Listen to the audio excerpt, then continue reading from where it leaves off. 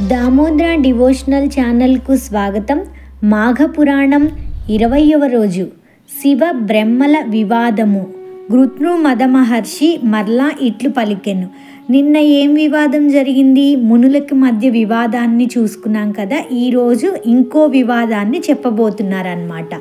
శ్రీ మహావిష్ణువు తత్వమును మహత్వమును వివరించి మరి ఒక వివాదమును వినుము అని చెప్తున్నారు. బ్రహ్మ రజోగుణ ప్రధానుడు, శివుడు తమోగుణ ప్రధానుడు కదా. వారిద్దరూ ఒకప్పుడు ఎవరికి వారు తానే ప్రధానుడనని అనుకుంది. సర్వలోకకర్తను, దేవతలకిష్టుడైన అధిపతిని నేనే, మరెవ్వరూ నాకంటే ఉత్తములు లేరని ఎవరికి వారే తలిచారు. ఎంతకాలం గడిచినను వారి వివాదం ఆగలేదు. కాలం గడుచుచూ ఉన్నది, వివాదం పెరుగుతూనే ఉన్నది. ఇట్లుండగా వారి ఎదుట ఒక మహారూపం సాక్షాత్కరించెను.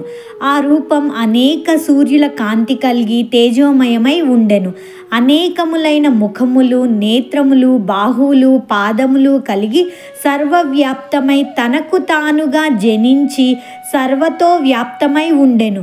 దివ్యము, మనోహరము, అనంతము అగు ఆ రూపము శ్రీ మహావిష్ణువు రూపమని వారు గ్రహించిరి. సర్వమును ఆ రూపం నందే వారు చూశారు. బ్రహ్మ, శివుడు ఆ రూపం చెవులలో ఉండిరి. ఈ విచిత్ర మనోహరమైన ఆనంద రూపమును చూసి శివ బ్రహ్మలిద్దరును ఆ రూపం తుది మొదళ్లను చూడతలిచారు. ఆ రూపం యొక్క ఆద్య అంతములు ఎరిగిన వారే తమ ఇద్దరిలో ఉత్తములని తలచి ప్రయాణమయ్యారు. 4 దిక్కుల క్రిందను పైనను చిరకాలం సంచరించిరి. ఆ రూపమును మొదలును గాని చివరును గాని చూడలేకపోయిరి.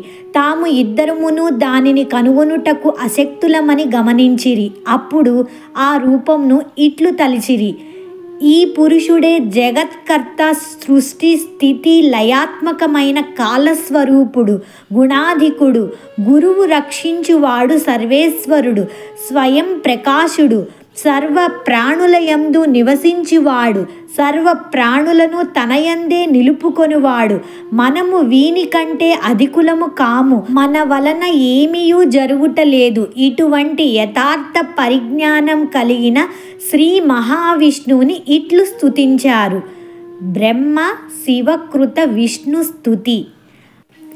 అనంతమూర్తి, సర్వాద్యము, సర్వాధారము, అనంత ప్రకాశము, సర్వ మనోహరము అయిన నీ స్వరూపమును మాకు మరింత ప్రత్యక్షమనట్లు చేయుము.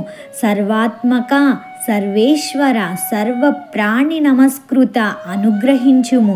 నీవు సర్వకర్తవు, భర్తవు, నీ తేజమనంతము. నీవు అందరికిని అన్నిటికిని ఇచ్చువాడవు, సర్వస్వరూపుడవు, సర్వవ్యాప్త రూపుడవు అనుచు నిట్లనిరి. ఈ స్తుతి చాలా పెద్దగా ఉంది అండి. మొదటి 2 లైన్లు మాత్రమే చెప్పడం జరుగుతుంది. హే విష్ణు అనంతమూర్తే, తవఘవ విఖిలాకార ఆది మధ్యాంత స్వరూపం, సర్వాధారం సురేశం, దినపతి హత భూకోటి సూర్యప్రకాశం. ఇట్లు శివుడు బ్రహ్మ చేసిన స్తుతిని విని శ్రీ మహావిష్ణువు ప్రసన్నుడై సహజమైన సౌమ్య స్వరూపముతో వారికి ఇట్లనెను: బ్రహ్మేశ్వరులారా, మీరిద్దరును చిరకాలం వివాదపడుచుండుటచే మీ వివాదమును నిలుపుటకే నేను ఇట్టి విరాట్ రూపమును ప్రదర్శించి తిని. ఈ విరాట్ రూపమును మనం ఎక్కడ చూస్తామండి? కరెక్ట్, భగవద్గీతలో చూస్తాము. విశ్వరూప సందర్శన యోగము అనే అధ్యాయంలో మనందరం చూసే ఉంటాం కదా. అదే ఇక్కడ కూడా వివరించినట్లుగా మనం భావించవచ్చు. మీరును నా విరాట్ రూపమును గమనింప అశక్తులై మానసిక వికారమును విడిచి ప్రశాంతబద్ధులై నన్ను స్తుతించిరి. మీ వివాదమున కారణం ఎరుగుదును. ఆ వివాదమును ఎవ్వరూ పరిష్కరింపలేరు. సత్వ రజస్తమో గుణములు ప్రకృతి వలన కలిగినవి. ఆ గుణములకు లోబడిన వారికి యథార్థం తెలియదు. సత్వగుణము నిర్మలము, స్వయం ప్రకాశము, అనామయము, సుఖ సంగములచే దేహిని బంధించును, పరమేశ్వరాశక్తిని కలిగించును. రజోగుణము రాగాత్మకమై ఆ శక్తిచే ప్రబలబడును. జీవికి కర్మాసక్తిని కలిగించును. అంటే పరమాత్మ స్వరూప జ్ఞానమును కప్పి ఇహలోకమునకు చెందిన ప్రయోజనములను కలిగించు పనుల యందు ప్రవర్తింపజేయును. ఇప్పుడు 2 గుణాలు, సత్వగుణం, రజోగుణం, రెండిటి గురించి తెలుసుకున్నాం. ఇప్పుడు తమోగుణం. తమోగుణం అజ్ఞానంచే కలుగును.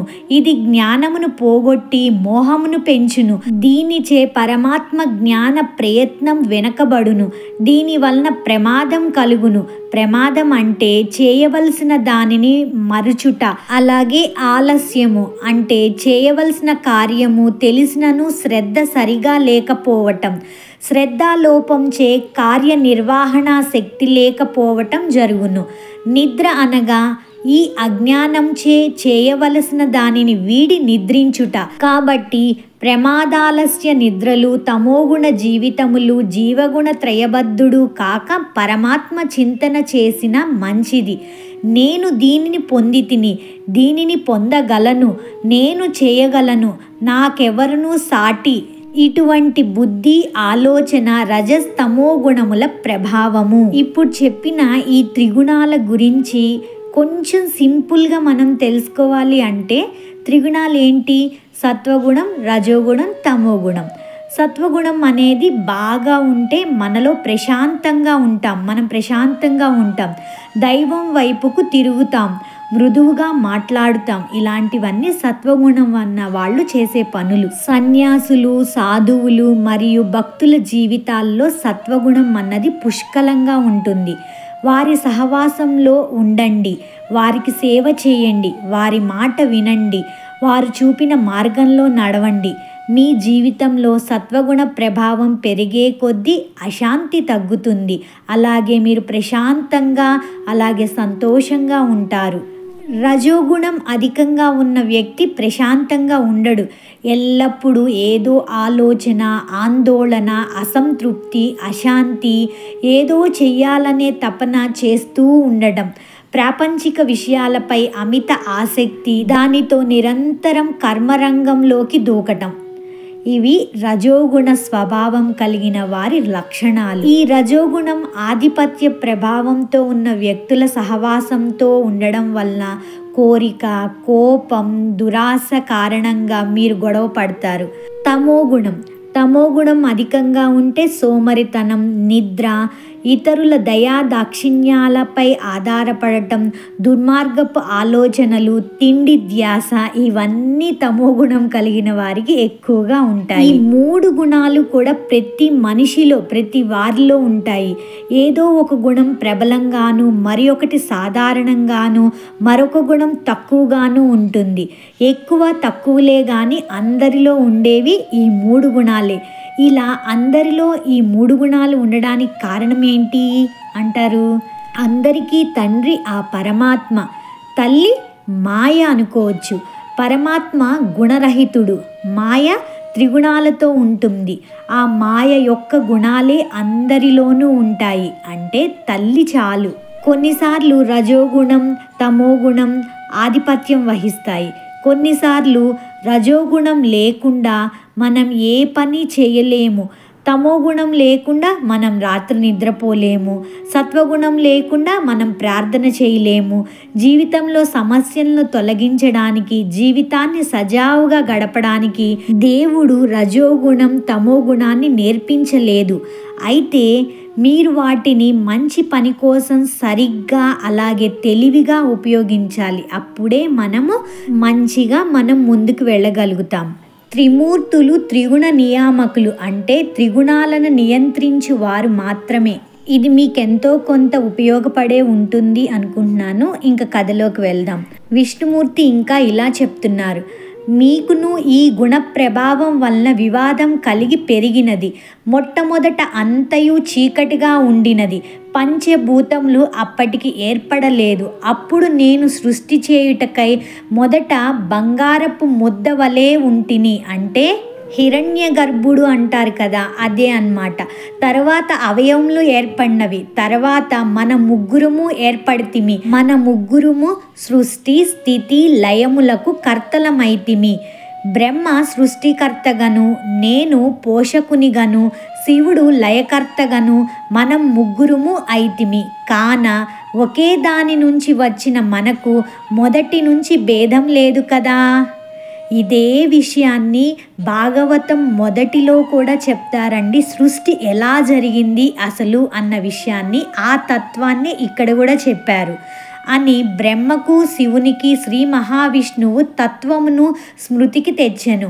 మరియు బ్రహ్మతో ఇట్లనెను, బ్రహ్మ నీవు స్వతంత్రుడవు, నిగ్రహానుగ్రహ సమర్థుడవు, సర్వ ప్రాణులను సృష్టించిన వాడవు, దేవతలకు ప్రభువు, వేదములకు స్థానము, అన్ని యజ్ఞములకు అధిపతివి, సర్వలోకములకు సంపదలను ఇచ్చువాడువు, స్వశక్తితోడనే పరమాత్మ యోగమునందిన వాడవు, సర్వరక్షకుడవు, నా నాభి కమలము నుండి బాలార్కుని వలె ప్రకాశించువాడవు.